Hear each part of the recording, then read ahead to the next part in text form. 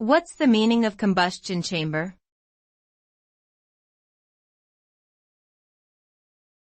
Combustion chamber.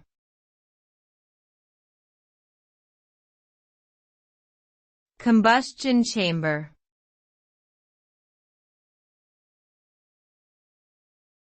Combustion chamber.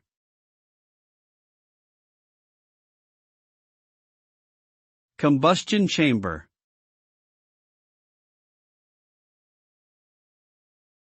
A combustion chamber is a part of an engine where fuel is burned to produce energy.